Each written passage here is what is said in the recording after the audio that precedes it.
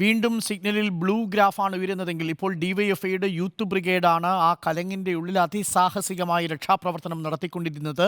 അവരെ ഇപ്പോൾ അവിടെ നിന്നും മാറ്റി ഇനി ആർമി അത് ഏറ്റെടുക്കാൻ പോവുകയാണ്. വയനാട് ദുരന്തത്തിന്റെ രക്ഷാപ്രവർത്തനത്തിനിടയിൽ ആശങ്കയും ആകാംക്ഷയും നിറഞ്ഞു നിൽക്കുന്ന നിരവധിയായ നിമിഷങ്ങളുണ്ടായിരുന്നു. അതിലൊന്ന് എടുത്തു പറയേണ്ടതാണ്. അതായത് ചൂരൽമലയിലെ ഒരു കലുങ്കിനടിയിൽ ഒരു ജീവന്റെ സാന്നിധ്യമുണ്ട് എന്ന് കണ്ടെത്തിയതിനെ തുടർന്ന് അങ്ങോട്ടേക്ക് പോകാനുള്ള ഒരു രക്ഷാദൗത്യം.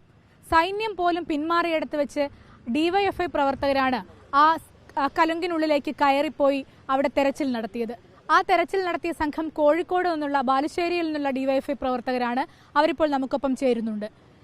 നിങ്ങളാണെന്ന് തോന്നുന്നു ഒരു ദൃശ്യം ഇങ്ങനെ കണ്ടിരുന്നു, അതായത് ആ കലുങ്കിൻ്റെ അടിയിൽ നിന്ന് ഇങ്ങനെ പുറത്തേക്ക് നോക്കുന്നത്. എന്ത് ധൈര്യം വെച്ചാണെന്ന് കയറിയത്? സൈന്യം പോലും പിന്മാറിയ ഒരു സമയമായിരുന്നു.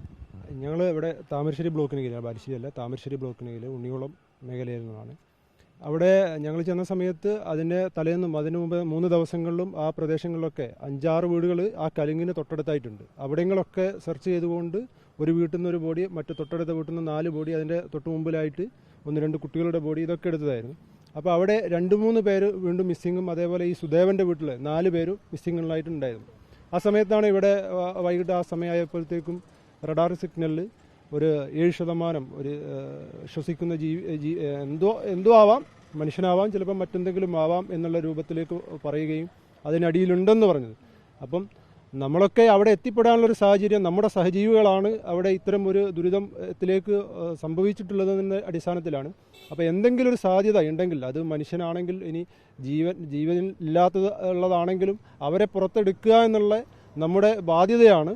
അത് നമ്മൾ സഹജീവികളോട് കാണിക്കേണ്ട നമ്മുടെ സംഘടനാപരമായിട്ട് നമ്മൾ മനസ്സിലാക്കിയിട്ടുള്ള കടമയും കൂടിയാണ്. അതുകൊണ്ടാണ് എന്തൊരു റിസ്ക് ആണെങ്കിലും അതിലേക്ക് ഇറങ്ങാം എന്നുള്ള ഉദ്ദേശത്തോടു കൂടി തന്നെ അതിലേക്ക് ഇറങ്ങിയിട്ടുള്ളത്. കാരണം ആ കലുങ്കിൻ്റെ തൊട്ടപ്പുറത്ത് ഒരുപാട് വെള്ളം മുകളിൽ നിന്നൊക്കെ വന്ന് അത് കെട്ടിക്കിടക്കുന്നുണ്ട്. അപ്പം ഇതിൻ്റെ ഉള്ളിൽ നിന്ന് മണ്ണെടുക്കുന്ന സമയത്ത് ശക്തമായിട്ട് ആ വെള്ളം ഇങ്ങോട്ട് വരികയും അതാണ് സൈന്യം നമ്മുടെ അടുത്ത് പറയുകയും ചെയ്തത്. ഈ ഇപ്പുറത്തെന്താണെന്ന് വെച്ചാൽ ഏത് തരത്തിലുള്ള കുഴികളാണെന്ന് പറയുന്നത് നമ്മളൊക്കെ അതിൻ്റെ 3-4 ദിവസം മുമ്പേ അവിടെയുണ്ട്. പല സ്ഥലങ്ങളിലും നമ്മൾ നടക്കുന്ന സമയത്ത് കല്ലിന് മുകളിൽ ചവിട്ടിയാൽ വരെ നമുക്ക് ചിലപ്പം അരക്കട്ടം ചളിയിലായി പോകുന്നൊരു സ്ഥിതിയാണ്. ആ ഒരു ഘട്ടമാണ് അവിടെ ഉണ്ടായിരുന്നത്. അതുകൊണ്ട് തന്നെയാണ് പലരും ഇറങ്ങാൻ മടിച്ചിരുന്നത്. അപ്പം നമ്മളത് എന്ത് തന്നെയായാലും അവരെ പുറത്തെടുക്കുക എന്നുള്ള ലക്ഷ്യത്തോടു കൂടിയാണ് ഞങ്ങൾ ഇവിടുന്ന് 5 പേരുണ്ട്, ഒരാളുടെ പുറത്താണുള്ളത്. ഞങ്ങൾ ഇവിടുന്ന് പോയത് 5 പേരാണ്. അങ്ങനെയാണ് അതിൻ്റെ ഉള്ളിലേക്ക് ഇറങ്ങിയിട്ട് പരമാവധി നമ്മൾ അതിനുള്ളിലൊക്കെ സെർച്ച് ചെയ്തു. ഒരു സാധ്യതയും ഇല്ല എന്ന് കണ്ടതിനാണ് അതിന് മുകളിലോട്ട് കയറിയത്. അപ്പോഴാണ് അതുമായിട്ട് ബന്ധപ്പെട്ട് ചാനലുകളൊക്കെ ലൈവുള്ളപ്പോഴാണ് അത് നിർത്തുക എന്നുള്ള സൈന്യത്തിൻ്റെ ഒരു നിർദ്ദേശം ഉണ്ടായിരുന്നു. അപ്പം അങ്ങനെ വന്നപ്പം അത് CM-ൻ്റെ ഓഫീസിൽ നിന്നൊക്കെ ബന്ധപ്പെട്ടു. മറ്റു ഇടങ്ങളിലേക്കും അവിടെ അതിൻ്റെ തൊട്ടപ്പുറത്തായിട്ട് ഒരു ബിൽഡിംഗ് ഉണ്ട്. ആ ബിൽഡിംഗ് ഒരു അപകടാവസ്ഥ, 2 നിലയുള്ള ഒരു ബിൽഡിംഗാണ്, വലിയൊരു അപകടാവസ്ഥയിൽ, അതായത് അതിൻ്റെ 4 ഫില്ലറും പൊട്ടിക്കിടക്കുകയാണ്. അപ്പോൾ അതിൻ്റെ ഉള്ളിലാണ് അതിൻ്റെ 2 ഷട്ടർ താന്ന് കിടക്കുകയാണ്, അതിലേക്കുള്ള ചളി കയറിയിട്ടുണ്ട്. അപ്പോൾ അതിൻ്റെ ഉള്ളിലും എങ്ങനെയെങ്കിലും ആരെങ്കിലും ഉണ്ടോ എന്നുള്ളത് സെർച്ച് ചെയ്യണമെന്നുള്ളൊരു നിർദ്ദേശം അങ്ങനെയാണ് വന്നത്. അപ്പോൾ അതിൻ്റെ അടിസ്ഥാനത്തിൽ സൈന്യം നമ്മളോട് ആവശ്യപ്പെട്ടു, DYFIക്കാർ വന്നിട്ട് അത് സെർച്ച് ചെയ്യണമെന്നുള്ളത്. അതായത് സൈന്യം അതിൻ്റെ ഉള്ളിലേക്ക് കയറാൻ മടിക്കുന്ന ഒരു സ്ഥിതിയാണ് അവിടെ ഉണ്ടായിരുന്നത്. അവരുടെ ആവശ്യപ്രകാരമാണ് ഞങ്ങളതിന് അകത്തോട്ട് കയറി അതിനുള്ളിലൊക്കെ സെർച്ച് ചെയ്യുകയും അവിടെയും ആരും ഇല്ലാം എന്നുള്ളത് 9:45 കൂടി സ്ഥിരീകരിച്ചിട്ടാണ് ഞങ്ങൾ ആ ദൗത്യം അവസാനിപ്പിച്ചിട്ടുള്ളത്.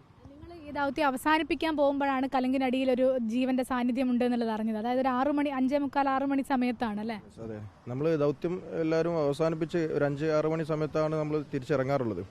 അപ്പോൾ ആ സമയത്ത് നമ്മളെല്ലാവരും ഇറങ്ങാൻ നേരത്താണ് സൈന്യത്തിൻ്റെ ഫോഴ്സിൻ്റെ ഭാഗത്ത് നിന്ന് ഇങ്ങനെ ഒരു കോൾ വരും. നമ്മൾ നേരിട്ടതിലേക്ക് ഇടപെടുകയും ചെയ്താണ്.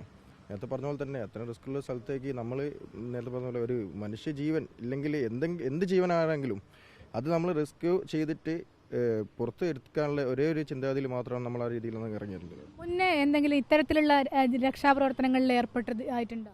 അതെ, ഇവിടെ കരിഞ്ചോല ഉരുളുപൊട്ടിയ സമയത്തും അതേപോലെ കണ്ണപ്പം കൊണ്ട് ഇവിടെ താമരശ്ശേരി ഈങ്ങാപ്പുഴ ഭാഗത്ത് അവിടെയൊക്കെ ഞങ്ങൾ ഉണ്ടായിരുന്നു.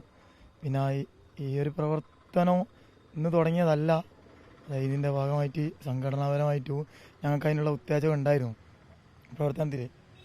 എത്ര ദിവസം വയനാട്ടിൽ നിന്നിട്ടുണ്ട്? എന്തെങ്കിലും വേറെ ഉള്ളിലേക്കുന്ന മറ്റനുഭവങ്ങൾ എന്തെങ്കിലും ഉണ്ടായിട്ടുണ്ടോ? 6 ദിവസം അല്ലേ?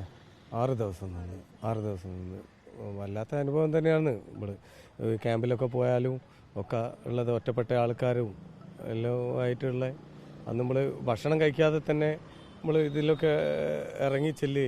ഭക്ഷണമൊക്കെ കഴിച്ചുകൊണ്ടായിരുന്നു പണിയെടുത്തിരുന്നത്? അല്ലല്ല, പിന്നത്തെ ദിവസം നമുക്ക് ഭക്ഷണം കിട്ടി മര്യാദയ്ക്ക് എത്തിയുള്ളൂ. ആ ദിവസം ഭക്ഷണം സൈന്യത്തിൻ്റെ ഒരു ഹെലികോപ്റ്ററിൽ കൊണ്ടുവന്ന് അവിടെ വെച്ചിട്ട് കഴിച്ചതാണ്. പിന്നെ ഒക്കെ സെറ്റായിപ്പോയി.